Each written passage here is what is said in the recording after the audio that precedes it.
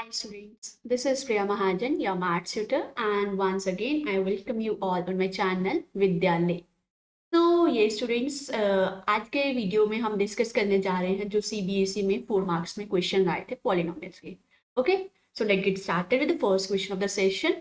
So first question क्या है? Find the zeros of the polynomial this. हमें ये पॉलिनोमियल दी है और हमें इस पॉलिनोमियल के जीरोस फाइंड करनी है. एंड सेकेंडली हमें क्या करना है? वेरीफाई करना है relationship between the coefficients and the zeros of the polynomial. तो सबसे पहले फाइंड करते हैं जीरोस ऑफ द पॉलिनोमियल. तो गिवन पॉलिनोमियल क्या है? Given polynomial is 7y² minus 11/3y minus 2/3. Okay, so इसको मैं इस तरह से लिख सकती हूँ. एलसीएम लिया 3, तो 7 into 3 21y² minus 11y minus 2 और 1/3 common 21y² minus 11y minus 2. अब हमें इस पॉलिनोमियल की जीरोस फाइंड करनी है. तो जीरोस कैसे फाइंड करते हैं? मैंने आपको क्या बताया था कि जिस पॉलिनोमियल की जीरोस फाइंड करनी है हमें उस पॉलिनोमियल को जीरो के इक्वल करेंगे. जीरो के इक्वल करके हमारे पास y, यहाँ पे वेरिएबल y है तो y की वैल्यूज जो भी आएंगी वो क्या है? इस पॉलिनोमियल के जीरोस होंगी. अब यहाँ पे इसका मतलब ये क्या है? हमारे पास पॉलिनोमियल करेगी 21y² minus 11y minus 2 equal to 0. अब मेरे को क्या करना है? इस पॉलिनोमियल के फैक्टर्स निकालने हैं, इसको फैक्टराइज करना है. अब फैक्टराइज मैंने आपको बताया था किस तरह से करना है. हम स्प्लिट करते हैं मिडल टर्म. सो पॉलिनोमियल क्या है? 21y² minus 11y minus 2 equal to 0. Split करना है मिडल टर्म को, इस तरह से स्प्लिट करना है. -11 है, -11 को इस तरह स्प्लिट करना है कि कोई भी दो नंबर्स ऐसे हो जिनको मैं ऐड और सब्ट्रैक्ट करूं तो मेरे पास 11 आए. बट अगर मैं उन्हीं दोनों नंबर्स को मल्टीप्लाई करूं तो मेरे पास क्या आना चाहिए? 21 into 2, 21 into -2 that is multiply करके मेरे पास आना चाहिए 40 -42. सो ऐसे कौन से दो नंबर हैं जिनको मैं मल्टीप्लाई करूंगी तो मेरे पास 42 आए, एंड जिनको मैं अगर ऐड कर रही हूँ तो मेरे पास क्या है? 11. सो 42 के फैक्टर्स देखते हैं. एक तो 6 into 7 is 42, बट 6 + 7 13 बनता है, 11 नहीं आएगा. देन हमारे पास क्या है? 6 से नहीं हुआ, 12 नहीं, 13 नो, 14 into 3 is 42 and -14 + 3, तो ये क्या आ गया? -11. सो यस, सो हमारे फैक्टर्स क्या आ गए? 11 को -11 को किस तरह स्प्लिट करा? -14 + 3. अब यहाँ पे देखो मैंने जो माइनस साइन है ना वो 14 के आगे लगाया. क्यों? क्योंकि हमें पता है बड़ी टर्म के आगे जो साइन होएगा सॉल्व करने पे वही साइन आएगा, और आंसर में मुझे -11 चाहिए था, इसीलिए मैंने 14 के आगे माइनस साइन लगाया. अब जब मैं -14 को मल्टीप्लाई करूंगी 3 से तो -42 आ जाएगा, राइट? तो अब हमारे पास दैट इज दो फैक्टर्स आ गए. स्प्लिट कर दिया हमने मिडिल टर्म को. तो स्प्लिट कैसे करा? 21y² minus 14y plus 3y minus 2 equals to 0, right? अब देखते हैं इन दोनों में से कुछ कॉमन निकल रहा है. राइट, कॉमन निकल रहा है. एक तो y कॉमन आ गया. देन ये दोनों नंबर 7 के टेबल में जा रहे हैं, तो 7 कॉमन निकाला तो क्या आ गया? 7 into 3 21 माइनस, सो यहाँ पे मेरे पास क्या आ गया? 7 into 2 14, ये चीज आ गई, राइट? प्लस अब इन दोनों में से कुछ भी कॉमन नहीं निकल रहा. जब कुछ भी कॉमन ना आए तो हम ले लेते कि 1 कॉमन. सो क्या आ गया? 3y minus 2 equals to 0. ये चीज क्लियर हो गई. अब दो फैक्टर्स कौन से आ गए? अब यहाँ पे देखो इन दोनों पॉलिनोमियल्स में से मेरे को क्या कॉमन दिख रहा है? इन दोनों पॉलिनोमियल्स में से मुझे कॉमन दिख रहा है x 3y minus 2, दोनों में कॉमन है, राइट? सो ये कॉमन निकालेंगे तो क्या बच जाएगा मेरे पास? 7y plus 1. सो देखो क्या आ जाएगा मेरे पास? 3y minus 2 कॉमन निकाला तो क्या आ गया? इधर से 7y plus 1 equals 0. अब यहाँ पे प्रोडक्ट 0 है तो that means either 3y minus 2 equal to 0 और 7y प्लस 1 इक्वल्स टू 0। यही दो केसेस हो सकते हैं। अब अगर 3y इक्वल्स टू 0 है तो that means y is equals to 2/3, और अगर 7y इज इक्वल्स टू 0 होगा तो y की वैल्यू क्या आ गई, -1/7। So these are the two zeros, 2/3 and -1/7। सो यहाँ पे हम लिख देंगे सो zeros of the polynomial are -1/7 and 2/3। सो ये था पार्ट 1। सो हमें सबसे पहले क्या करना था, फाइंड करनी थी जीरोस, और हमें फाइंड हो गई। अब नेक्स्ट क्या करना है, रिलेशन वेरीफाई करना है between the coefficients and the zeros. Okay, so सबसे पहले देखते हैं कि हमें sum of zeros and product of zeros find करते हैं। So sum of zeros, sum of zeros क्या आएगा, 2/3 प्लस माइनस ऑफ 1/7। दोनों को ऐड करा तो क्या आ जाएगा, 2/3 प्लस माइनस इज -1/7, राइट। अब इन दोनों का एलसीएम लिया तो वो मेरे पास क्या आ गया, 21, 7 into 2 40, minus 1 into 3 is 3, so it is 11/21। so ये तो आ गया मेरे पास सम ऑफ जीरोस जीरो से। अब अगर मैं इस पॉलिनोमियल को नेम दे देती हूँ 1, अब देखते हैं कि फ्रॉम 1 क्या आएगा। So let's find what we are getting from 1। From 1 alpha plus beta is equals to -b/a and minus b क्या है हमारे पास, -11/3 एंड a क्या है 7। So it will be -11/3 dividing by 7। Minus sign एक और था तो minus minus cancel, 11/3 into 7 which is 11/21, right. So ये दोनों क्या आ गए, सेम आ गए, तो सम ऑफ जीरोस तो वेरीफाई हो गई। अब इसी तरह से हम वेरीफाई करते हैं product of zeros. Now product of zeros, product of zeros find करना तो दोनों जीरोस को मल्टीप्लाई करेंगे, 2/3 into -1/7। So 2/3 into -1/7, 2 into -1 upon 3 into 7, which is -2/21, right? So ये क्या आ गया मेरे पास, -2/21।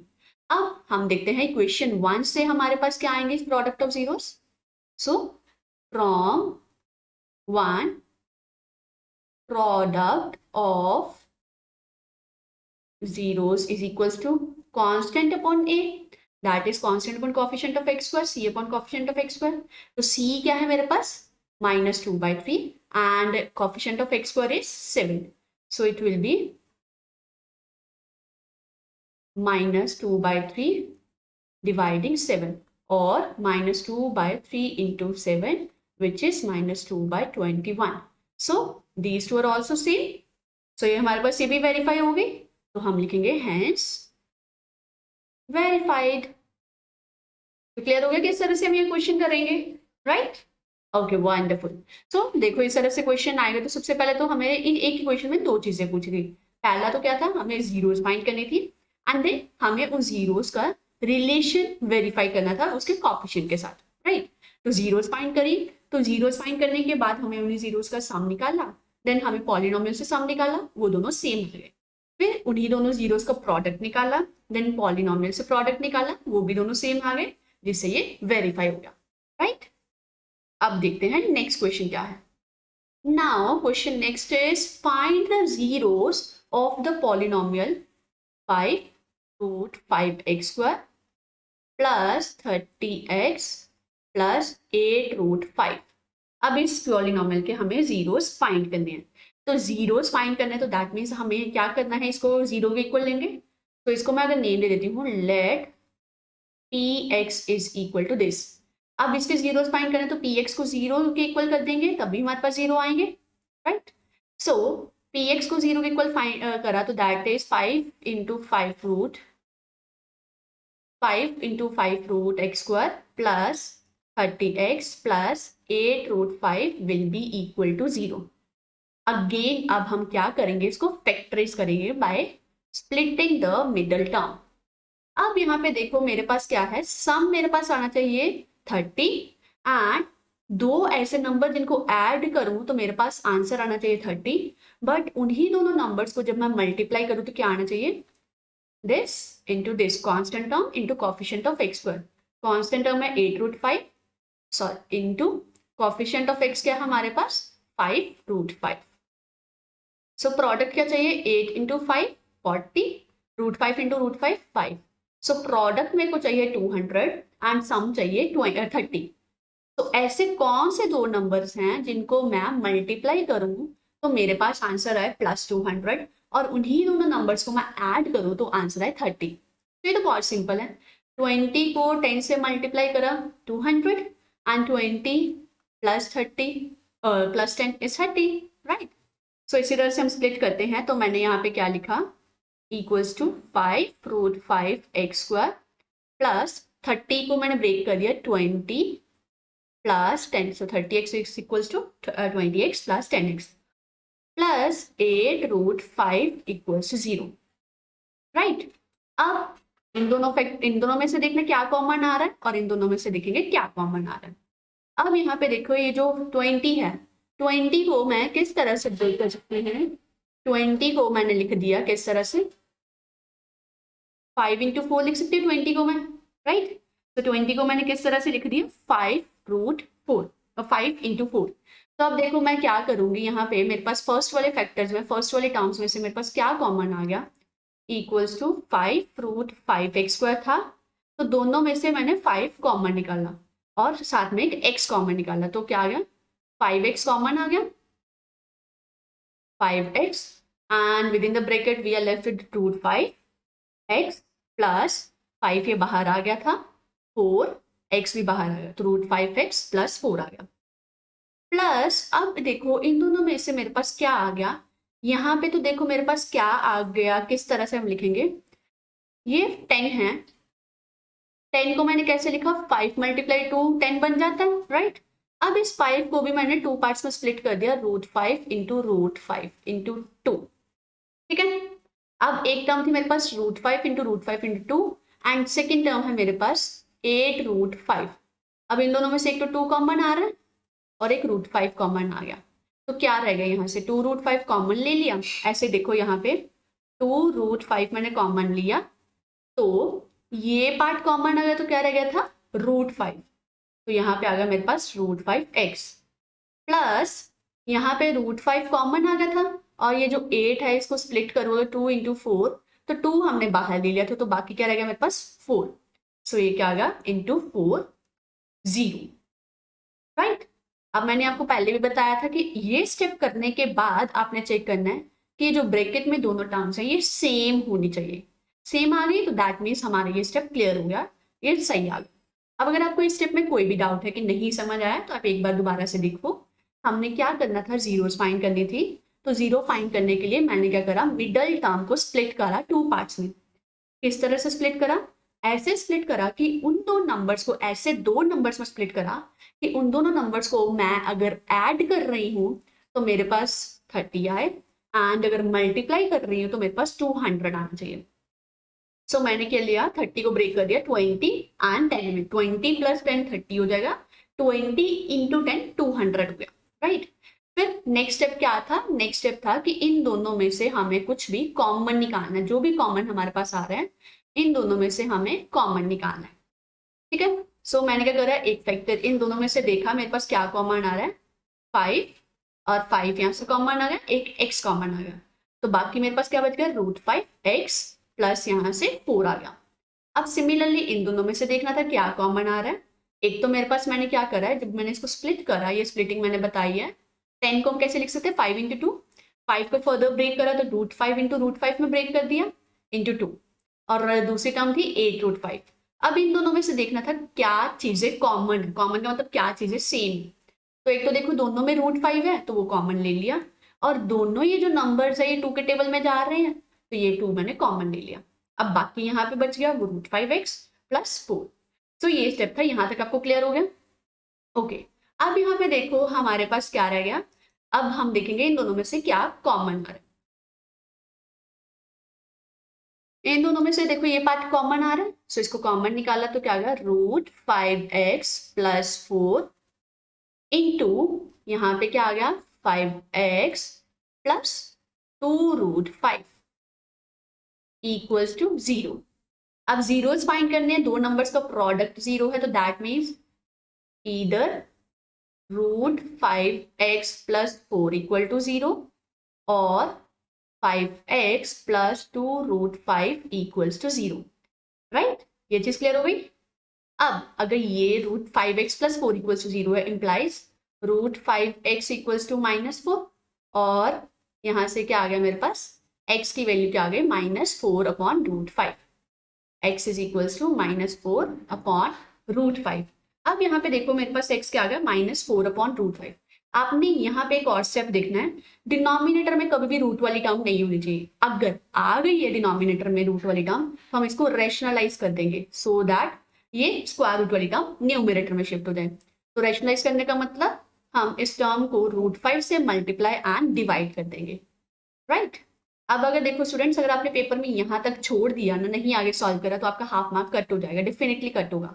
ठीक, सो यहाँ पे क्या आ गया -4√5, √5 into √5 is 5, so this is the answer -4√5 upon 5। अब देखते हैं कि अगर यहाँ पे मैंने सॉल्व करा कि अगर ये पार्ट 0 है तो 5x क्या आ जाएगा -2√5 के इक्वल आ जाएगा और x क्या आएगा -2√5 अपॉन 5। सो 2 zeros कौन सी हो गई, सो यहाँ पे हम लिखेंगे सो zeros ऑफ पॉलिनोमियल आर, एक तो है -2√5 डिवाइडिंग 5 एंड दूसरी कौन सी है -4√5 dividing 5। Right, so these are the 2 zeros of the polynomial. Clear हो गया ये भी आपको? Okay, wonderful. Now let's discuss the next question. So the question number 5 is show that, अभी से मैं क्या बोला, show करना है 1/2 and -3/2 are the zeros of the quadratic polynomial. हमें सबसे पहले तो यहाँ पे भी देखो दो चीजें हैं, हमें जीरोस दी हैं, हमें प्रूव करना है कि क्या वो गिवन पॉलिनोमियल के जीरोस हैं या नहीं। तो हमें अगर ये चेक करना है कि क्या ये इसकी पॉलिनोमियल की 0 है या नहीं, तो क्या करते हैं, वो जीरोस को हम सब्स्टिट्यूट करते हैं पॉलिनोमियल में। पॉलिनोमियल में सब्स्टिट्यूट करने पे अगर आंसर 0 आ जाता है तो दैट मीन्स ये क्या होंगे, इस रिक्वायर्ड क्वाड्रेटिक पॉलिनोमियल के जीरोस होंगे। सो चेक करते हैं यहाँ पे कैसे हम चेक करेंगे, लेट्स चेक। तो सबसे पहले हम देखें गिवन पॉलिनोमियल हमारे पास क्या दी है 4x², इसको मैं नेम दे देती हूँ अगर px, given px is equals to 4x² plus 4x minus 3, right? अब हमें क्या वेरीफाई करना है कि 1/2 एंड -3/2 क्या है, इसकी जीरोस। तो फिर क्या करूंगी, सबसे पहले पुट करूंगी, put x is equals to 1/2 as, हमें वेरीफाई करना है as 1/2 is, to check 1/2 is 0 or not, right? So put 1/2, इसको मैं नाम दे देती हूँ 1 in equation 1, we get, let's see what we are getting. So p of 1/2 will be equals to 4 into 1/2 square, x की जगह हमने उसकी वैल्यू पुट कर दी 1/2 plus 4 into 1/2 minus 3, right? So ये क्या आएगा 4 into 1/4 plus 2 1 is 2 2 2 is 4 2 minus 3, 4 and 4 cancel. So ये क्या आ गया मेरे पास 1 plus 2 minus 3 which is 3 minus 3 which is 0. तो ये p of 1/2 मेरे पास क्या आ गया 0. अब इसी तरह से हम चेक करते हैं p of -3/2 फाइंड करते हैं कि क्या वो 0 आएगा या नहीं। तो p of -3/2 कैसे फाइंड करेंगे, इसमें अभी -3/2 पुट करेंगे। सो it will B 4 into -3/2 square plus 4 into -3/2 minus 3 equals to 4 into 9/4 plus minus 12/2 minus 3, 4 और 4 cancel, 2 1 is 2 2 6 is 12, तो ये क्या होगा 9 minus 6 minus 3 which is 9 minus 9 equals to 0. तो यहाँ पे हमारे पास क्या कंक्लूड हो गया कि p, यहाँ पे हम देख रहे हैं p 1/2 equal to 0 and p minus 3 by 2 equal to 0, which implies 1 by 2 and minus 3 by 2 are the zeros of px, that is a polynomial. ठीक है, तो ये चीज क्लियर हो गई कि वेरीफाई करने के लिए हमने क्या करा, जो वैल्यूज हमें बोली थी कि ये वेरीफाई करना, चेक करना है कि ये जीरोस हैं या नहीं, हमें उसमें सब्स्टिट्यूट करा, इक्वेशन में पॉलिनोमियल में पुट करा, आंसर उसका 0 आ गया, सो दैट मीन्स वो क्या आ गई, जीरोस आ गए रिक्वायर्ड गिवन पॉलिनोमियल की, राइट। अभी नेक्स्ट हमें क्या करना है, नेक्स्ट हमें वेरीफाई करना है, वेरीफाई करेंगे कि whether relationship between the zeros and the coefficient. So let's verify. So verify करने के लिए मैंने क्या बताया था, हमें सम ऑफ जीरोस, पहले जीरोस को ऐड करेंगे, वो सम ऑफ जीरोस आ जाएगा, देन पॉलिनोमियल से zeros, sum of zeros find करेंगे, सिमिलरली प्रोडक्ट ऑफ जीरोस पहले फाइंड करेंगे, देन पॉलिनोमियल से प्रोडक्ट ऑफ जीरोस फाइंड करेंगे। अगर तो वो सेम आ गया so that is correct, otherwise it will be incorrect. So अब सम ऑफ जीरोस फाइंड करते हैं। सबसे पहले sum of zeros, sum of zeros, zeros कौन सी थी, 1 by 2 प्लस माइनस 3 by 2। तो देखते हैं क्या आएगा sum of zeros, it will be 1, LCM will be 2, 1 plus of minus 3, जो कि क्या आएगा 1 minus 3 by 2 और minus 2 by 2 which is -1। so sum of zeros क्या आ गया, -1। अब निकालते हैं from px, sum of zeros क्या आ जाएगा, minus coefficient of x upon coefficient of x square, that is minus b upon a। So b मेरे पास क्या आ गया, b है मेरे पास 4 और a है मेरे पास 4, सो ये क्या आ गया -4 अपॉन 4 विच इज -1। सो हम ये देख सकते हैं कि ये दोनों वैल्यूज हमारे पास क्या आ गई, same, right. So sum of zeros तो वेरीफाई हो गई। Now let's verify product of zeros. So product of zeros वो क्या आ गया मेरे पास, 1 by 2, हम दोनों जीरोस को मल्टीप्लाई करेंगे, 1 by 2 इंटू -3 by 2, तो क्या बन गया 1 into -3 by 2 dividing 2 into 2 which is -3 by 4। अब px से पॉलिनोमियल से निकालते हैं प्रोडक्ट ऑफ जीरोस, तो क्या आ जाएगा, from polynomial px product of zeros is equals to constant upon coefficient of x square. तो कांस्टेंट क्या है यहाँ पे, -3, coefficient of x is 4, so it will be -3 upon coefficient of x, that is 4। so यहाँ से देखो ये भी आंसर्स हमारे पास एग्जैक्टली सेम आ गए, राइट। सो दैट मीन्स हमने ये वेरीफाई कर लिया। सो हम क्या लिखेंगे, हेंस वेरीफाइड। क्लियर हो गई ये भी चीज, ओके वंडरफुल। सो जैसे कि आपने देखा कि हमें अभी 3 क्वेश्चंस डिस्कस करे हैं जो कि 4 मार्क्स में, सीबीएसई में 4 मार्क्स में आए हुए हैं आपके। ये बहुत ही इंपॉर्टेंट कॉन्सेप्ट, बहुत ही इंपॉर्टेंट क्वेश्चंस है। सो एक बार इसको फिर से रिवाइज करना, और अगर कोई भी डाउट्स आपको स्टूडेंट्स रह जाए तो आप कमेंट सेक्शन में मुझे कमेंट करके पूछ सकते हैं। Okay bye bye, thank you for watching, and yes don't forget to like, subscribe and share my channel. Bye students, take care.